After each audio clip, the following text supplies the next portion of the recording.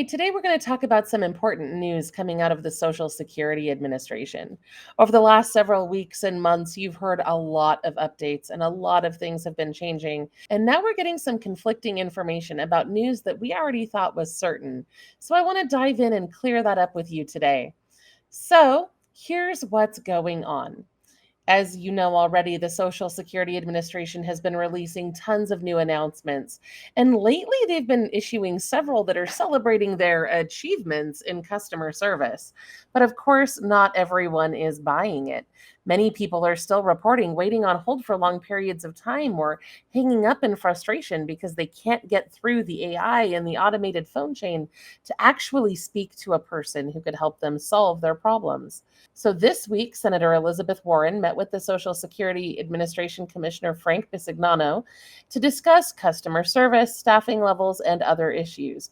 She had 10 important points that she wanted to clarify with him.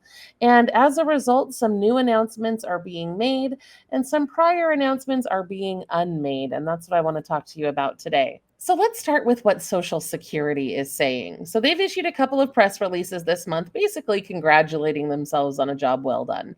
And they're saying things like, well, we completed 3.1 million Social Security Fairness Act payments 5 months ahead of schedule. They're claiming that they've reduced the average speed of answer on the 800 number to 13 minutes.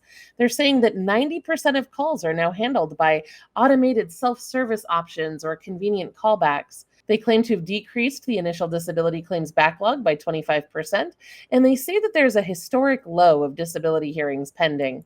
And then a few weeks later, they issued another press release that basically said a lot of the same things. But, they also said that they're handling more calls faster than ever. The field office wait times are down, all of this stuff. But here's the thing, it doesn't quite match what real people are experiencing. Multiple reports have said that people are still waiting long periods of time to reach Social Security.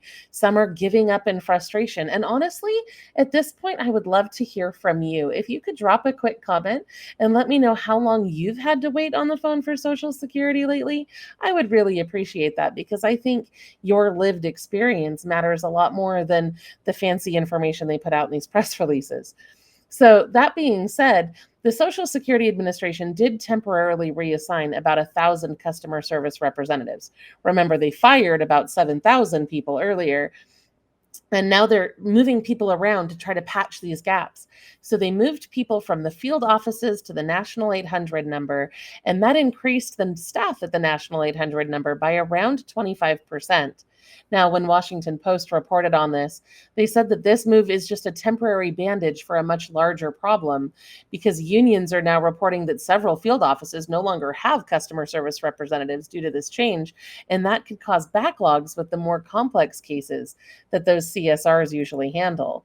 In fact, I really liked this quote from Jessica Lapointe. She's the president of Council 220 of the American Federation of Government Employees, and that's a union, of course. And she says, the 1-800 number, they do offer a critical role at the agency, but it's triage, whereas customer service representatives actually clear work for the agency.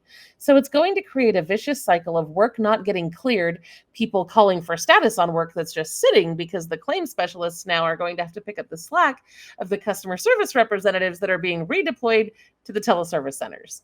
So you can see how this could very quickly snowball and get out of hand. And she's not the only one who's noticing that there's a problem here.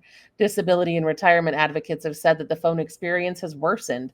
In fact, the Social Security Administration just stopped reporting their call wait times and other performance metrics in June.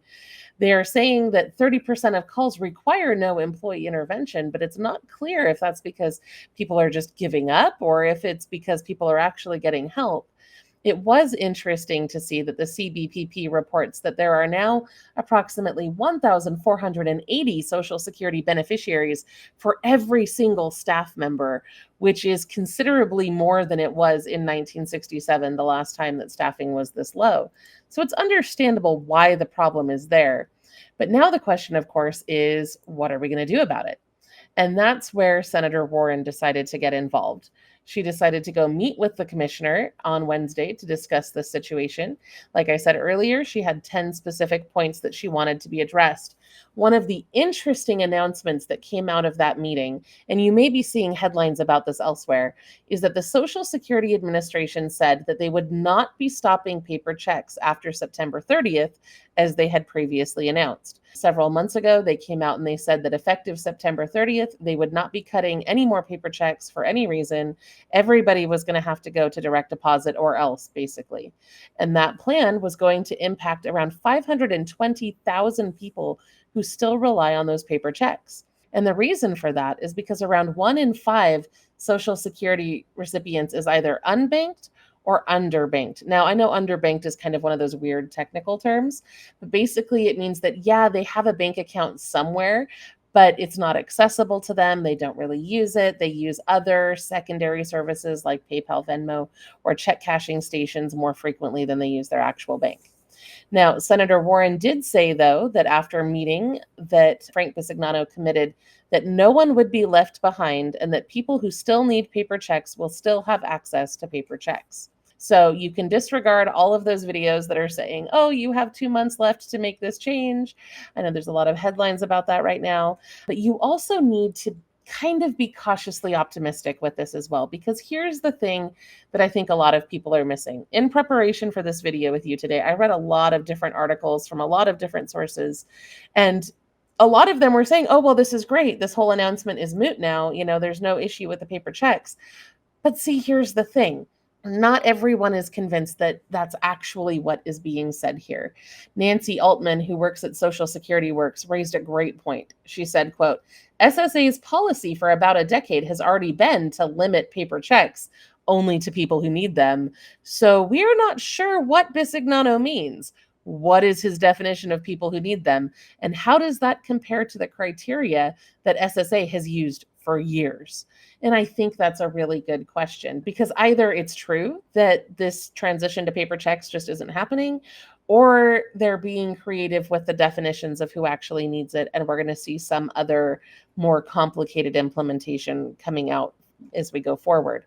We have seen in other places where definitions have been evolving, things have been getting more complicated. So it wouldn't necessarily surprise me to see that happen. So if you are one of the 520,000 or so Social Security beneficiaries who still rely on those paper checks, I would absolutely encourage you to switch to direct deposit if that is feasible for you, just as a preventative measure. This is still the direction they want to push.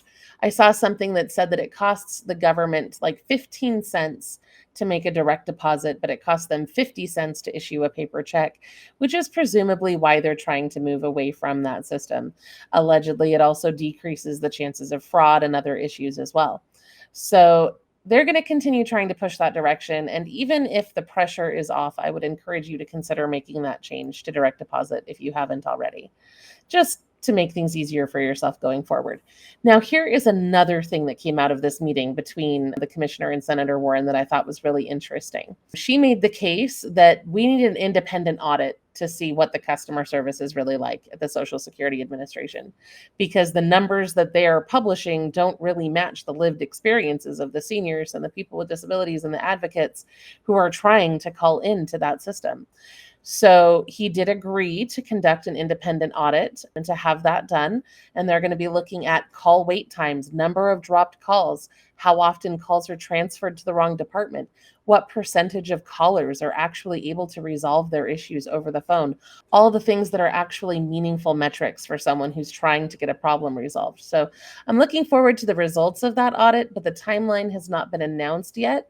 So I will be watching for that as we move forward. So just to recap from Senator Warren's office, they said that Commissioner Bisignano agreed to an independent audit of both collecting and reporting data. He also committed that the specific data would be publicly reported, so we should be able to get access to that as soon as it's done. She also got him to commit that Social Security would not shift workers to Schedule F, which is just a technical classification that makes it easier for them to fire people. So basically, this is a commitment that they're not planning on necessarily firing more people, but he also made it clear that he doesn't plan to hire back anyone who was already let go either. Another interesting thing that came out of this is I know a lot of different outlets reported on the fact that after the big, beautiful bill passed, Social Security sent out a letter that had a lot of false information in it. I don't think that's something we addressed here at Low Income Relief, but he did admit that his office was responsible for that and that it wasn't run by the Office of General Counsel either before that was sent. He also said that there was no intention of sending out a correction letter over email because the email had aged and was no longer relevant for a follow-up. So if you're one of the people who was confused about the information in that email, because it did come from an official source, even though it contained misinformation, hopefully that can help you understand the status of that. I try not to get overly political here on this channel, but I wanted you to know because in the past, I've always told you to look for official communications from the federal departments when you're trying to verify facts. And in this case, the information that was provided by the administration through that direct email to beneficiaries was not correct. So I wanted to make sure we cleared that up. He also said that he would not entirely remove the option for beneficiaries to receive paper checks so that people would still be able to get them if they need them. But again, we don't know for certain what that actually means or how they're going to be defining that going forward. So I will keep you posted as soon as I learn more about that. Check that out. And I will be back soon with more ways that you can save money and get free stuff.